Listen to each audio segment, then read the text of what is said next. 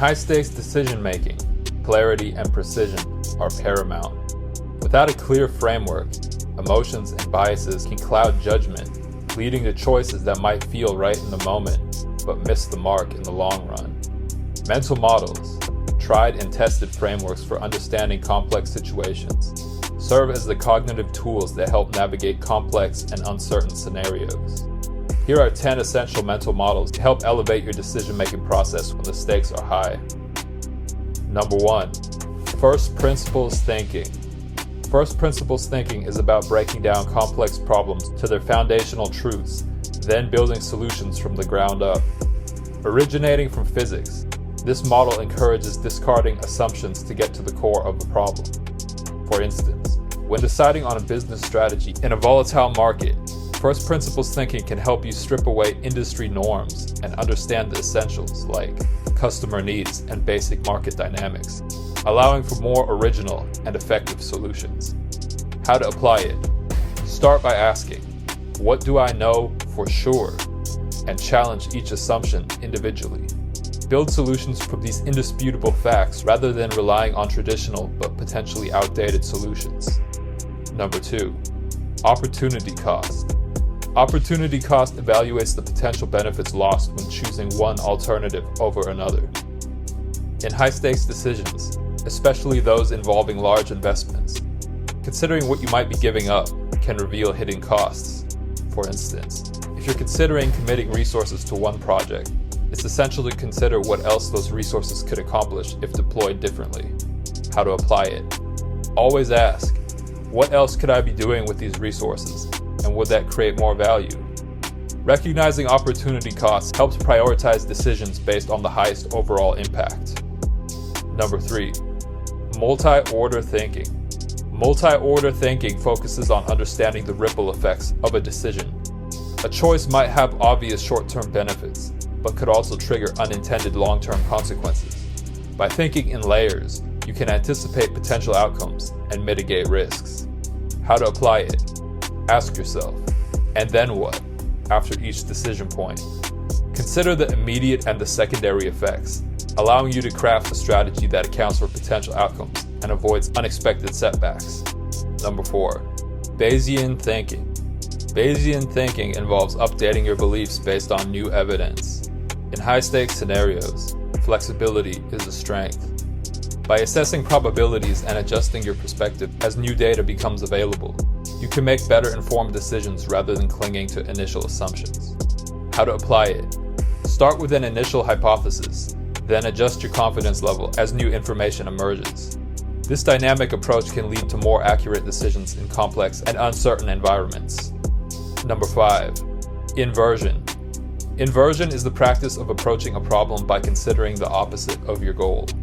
Instead of asking, how do I succeed? Ask, how could I fail? By identifying the actions that would lead to failure, you can proactively avoid them. How to apply it? List the factors that would lead to a negative outcome and make plans to avoid them.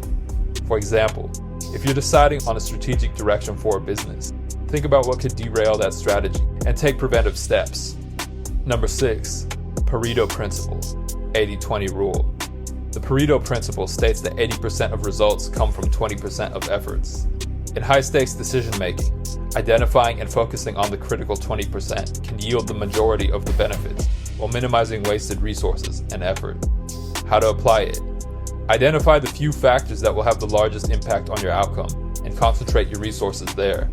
For example, if you're aiming to improve profitability, pinpoint the high-margin products or services that drive the majority of your revenue. Number 7. The map is not the territory. This model reminds us that representations of reality, maps, are not reality itself, territory. In decision-making, metrics, models, and projections can only approximate reality. It's vital to stay adaptable, especially in volatile conditions, and recognize when data doesn't fully capture real-world complexity. How to apply it?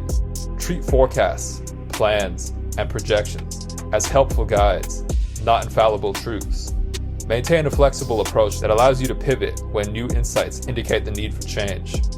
Number 8. Circle of competence. Circle of competence involves making decisions within your area of expertise. When stakes are high, operating within your circle of competence can prevent costly mistakes.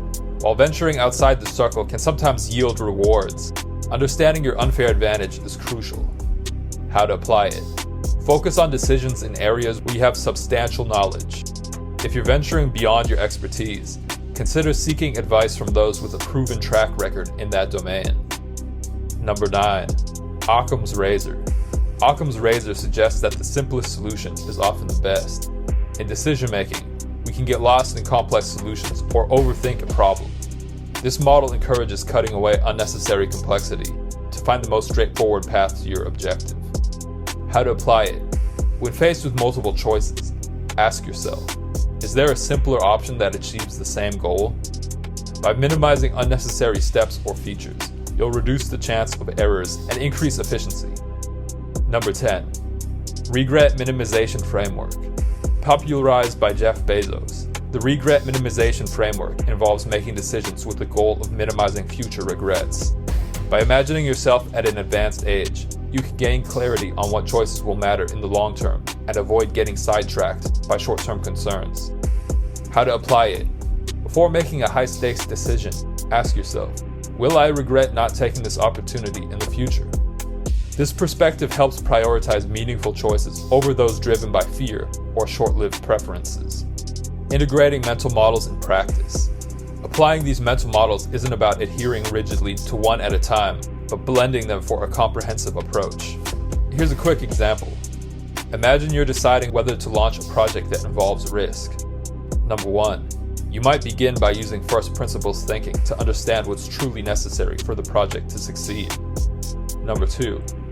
Then, apply the Pareto principle to focus on the 20% of factors likely to produce the most significant results. Number 3. With multi-order thinking, consider potential long-term impacts, both positive and negative, on your business. Number 4. Finally, use the regret minimization framework to ask if this is an opportunity you'd regret passing up in the future. Each mental model layers upon the others, creating a robust decision-making framework that is both resilient and adaptable. This multidimensional approach will enable you to make high-stakes decisions confidently, knowing you've thoroughly considered each angle.